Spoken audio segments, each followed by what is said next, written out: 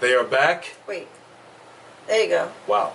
Wow. No, we can't do that. Okay, do it again. Oh my do gosh. it again.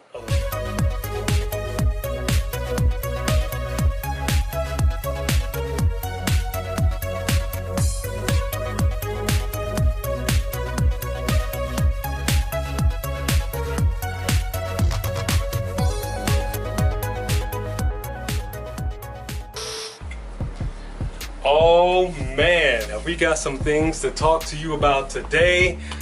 As always, thank you for joining the conversation. I am A, and with me, B Red, Malibu. No. We talked about this. Oh, I'm B. And this is A and B Convos Wrestling Edition. So let's get right into it. First and foremost, this was the first Monday Night Raw where Paul Hammond served as executive director. And suffice it to say, things got explosive. Literally. As I'm sure many of you saw, Braun Strowman and the almighty Bobby Lashley got into it once again. This time, taking it all the way up to the ramp and, well, Through a lighted wall, explosions everywhere, and they were both hauled off in an ambulance. I gotta tell you, I really enjoyed this segment. We've got two behemoths trying to figure out what they're gonna do with themselves, and they've had arm wrestling contest and tug of war contest, Which nobody cares about. Nobody cares about. I mean, it's all well and good. We know you're big, strong guys, but let's just get back to the wrestling action and to see what happened with all the people coming backstage like that. Very nice. Very nice. Yes, and then we had some odd segments. Yeah. Maria Kanellis. her Yeah, so that was a little cringeworthy in my mind. Yeah, that was a little much. Saying that Becky could have impregnated her. I know Becky is the man, but whatever they were trying to do, I wasn't really feeling that segment. No, not at all. It was definitely something that I didn't particularly care for. I mean, Raw came with a lot of changes, obviously. Some good, some not so good. This happened to be one of them. So. But The Miz came out on another level. I have never seen Miz at this level. He was serious. He was, he was a force to be reckoned with, and I loved it. I loved it. Fantastic. It was fantastic. Fantastic. I'm really happy to see the Miz step up his game. Again, he's been in WWE for quite some time, has proven himself. He's been a world champion, and so this is really good. This is really exciting to see. I know he's still got some beef with Shane McMahon. And side note, I'm getting a little tired of Shane McMahon kind of taking over, I guess, segments. Although I did like the interaction he had with Kevin Owens. It makes me think that they may be going for kind of a babyface push for KO, but still, I'm kind of glad to see the Miz still taking it to him. Yeah, but Shane, it's just reminiscent of Vince. When Vince was battling DX and Vince would always come against, it was Stone Cold against Vince, and Vince had his guys, the whole thing with Vince and The Rock versus Stone Cold. So Shane is just rehashing the family legacy in that way, so that doesn't really bother me. And everyone loves Shane or loves to hate Shane, so to me that doesn't really bother me. All right, in other news, AJ Styles back again, as you might have seen right here, baby. Woo! The club, they are back in effect. Gallows and Anderson had some choice words for Ricochet and AJ Styles backstage, and we saw the result of that in the match, and the club is back. And excited about Ricochet. He's a great talent. You can see him really taking it to AJ Styles. He really is able to. You feel that?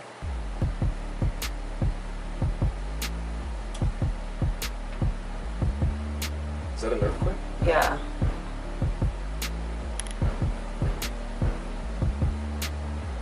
Did we just have an earthquake? We definitely just had the earthquake. The light is shaking. The fixture is shaking. That's crazy. Okay. Wow. So I should probably let me go check the news real quick. Hold on.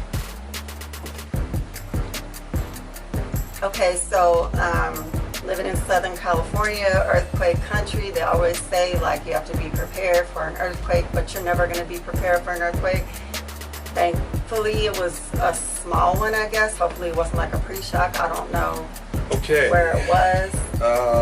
Wow, this is crazy. This is happening while we're recording this, but according to the news, it looks like there was a 6.6 earthquake. 6.6? Dang. They don't really have too much. Well, clearly it wasn't that close to us. I mean, we felt it, but at 6.6, that's a pretty big earthquake. Wow.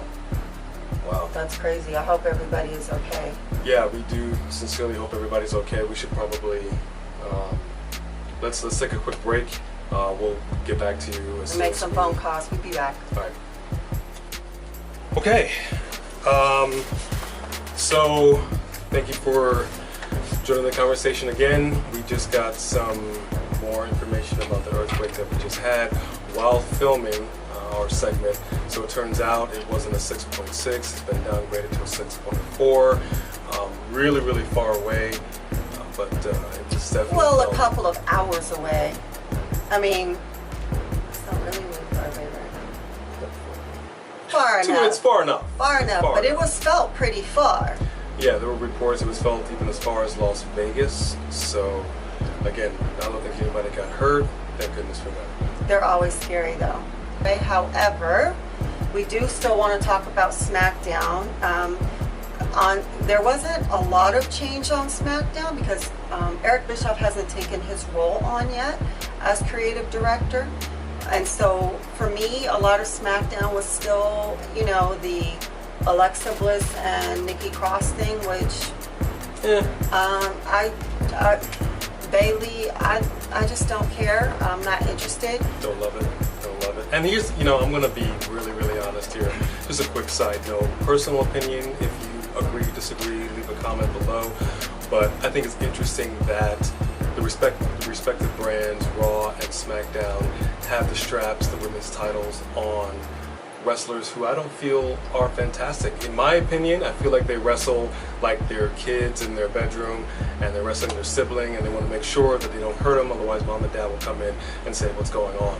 I do not care for the wrestling technique of Bayley or the Man. I think they're terrible wrestlers, but whatever. They definitely look like they're performing versus wrestling.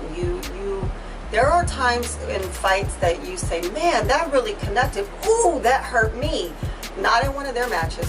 You're like, not at all. Got a little closer. You could have actually maybe connected on that. But we know, again, make no mistake, we know what wrestling is and what it isn't. Obviously, we don't want anybody to really get hurt. I get that. But you need to go ahead and demonstrate that you can put on a really good show. Let me demonstrate. If I just get a hold of you. I'm sorry, are you okay?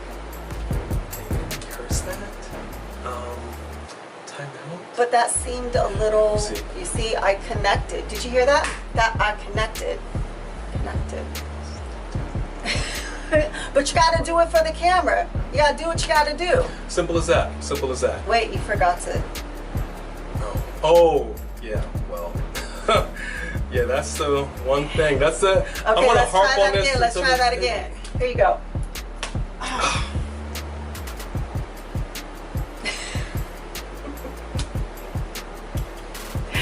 You see what I'm saying? Sorry. You watch every single women's match, and that is their go-to. I'm gonna harp on that till the cows come home. Okay? We can see you, and it needs to stop. Especially after the women's match that AEW just had.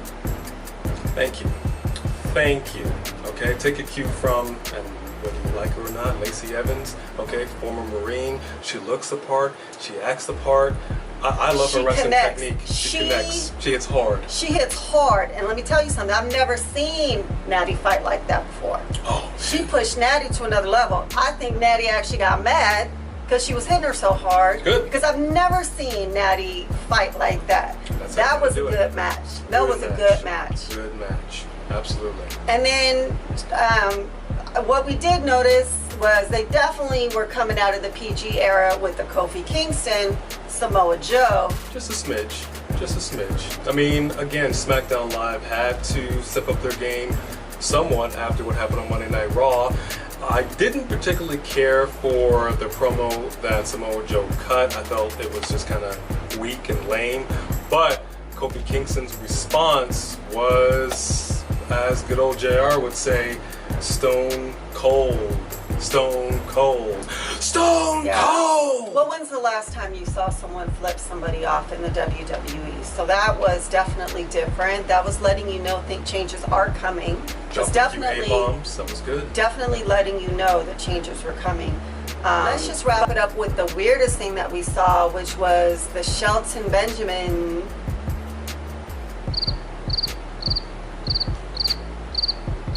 Yes, that. What was that? And more importantly, can we unsee it? Can we erase it from our minds? The WWE Universe will disregard that entire segment. You can't unsee that. I mean, it was weird. That was awkward. It was weird. It was awkward. But again, you know. Other than that, we'll see. Once Eric Bischoff gets, behind the wheel, we'll see what happens. But definitely some good changes that we've seen. They're starting to head in the right direction, and I'm excited about where they're going to go. Yeah. And upcoming pay-per-view Extreme Rules is supposed to be extreme, so we'll see. We'll see where it goes, and we'll be coming at you with all of that. Yeah, exactly. Thank you guys for joining the conversation. As always, I am A. I'm B, baby.